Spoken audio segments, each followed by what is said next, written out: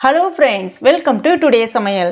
இன்னைக்கு நம்ம டுடே சமையல்ல ஒரு கப் காய்ந்த வேர்க்கடலை 15 முந்திரி பருப்பை வச்சு ரொம்ப குயிக்கான ஒரு ஈஸியான ஸ்வீட் ரெசிபி எப்படி செய்யலாம்னு தான் பார்க்க போறோம். இது சாப்பிட்றதுக்கு அப்படியே உங்களுக்கு காஜு கட்லி மாதிரியே இருக்கும். நீங்க முழுக்க வேர்க்கடலையில தான் செஞ்சீங்கன்னு சொல்லிட்டு யாருமே நம்ப மாட்டாங்க. அந்த அளவுக்கு டேஸ்டா இருக்கும் இது. இப்போ நம்ம எப்படி செய்யறதுன்னு பார்க்கலாம். அதற்கு முதல்ல ஒரு பேன்ல ஒரு கப் அளவுக்கு காய்ந்த வேர்க்கடலை சேர்த்துக்கலாம். ஸ்டவ் மீடியம் ஃப்ளேம்ல வச்சுட்டு அந்த வேர்க்கடலையை நம்ம வறுக்க ஆரம்பிக்கணும். அந்த வேர்க்கடலையில ரொம்ப நிறம் மாறிடக்கூடாது.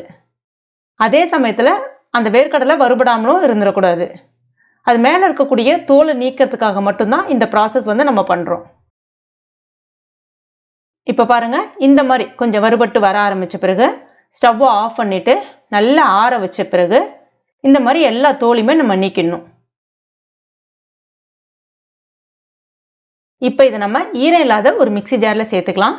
கூடவே 1/4 கப் அளவுக்கு முந்திரி பருப்பு. எந்த கப்பால நீங்க வேர்க்கடலை அளக்குறீங்களோ அதே கப்பால 1/4 கப் முந்திரி பருப்பு சேர்த்துக்குங்க. இப்போ இதை மிக்ஸியை பல்ஸ் மோட்ல வச்சுட்டு ஒரு 3 இருந்து 4 பல்ஸ் போல விட்டு எடுத்துங்க. இப்போ பாருங்க, இந்த மாதிரி இருக்கும்.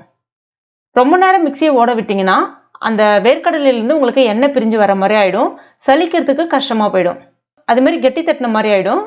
அதனால இந்த பதத்துக்கு அரைச்சிக்கணும். இப்போ இதை ஒரு சன்னியில போட்டு நல்லா சலிச்சுக்கலாம். இப்ப பாருங்க, இந்த மாதிரி சலிச்சுட்டு எடுத்துக்கங்க. இப்போ இதுல கொஞ்சமா ஏலக்காய் பொடி சேர்த்துக்கலாம். அடுத்ததா ஒரு பேன்ல 1 கப் வேர்க்கடலைக்கு 1/2 கப் சர்க்கரை சரியா இருக்கும். உங்களுக்கு இனிப்பு சுவை கூடுதலா வேணும்னா 3/4 கப் சர்க்கரை பயன்படுத்திங்க சேர்த்துக்கலாம். இப்ப கூடவே 1/2 கப் அளவுக்கு தண்ணி சேர்த்துங்க.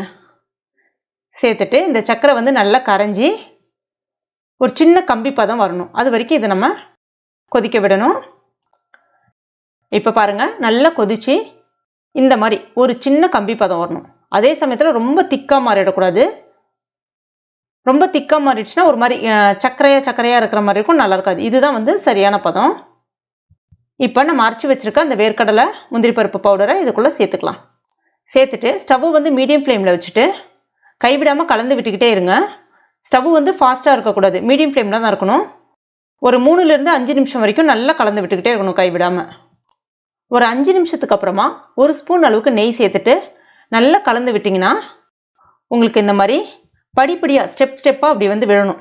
இதுதான் சரியான பதம். அதே சமயத்துல கடாயில ஒட்டாம அழகா சுழண்டு வரும்.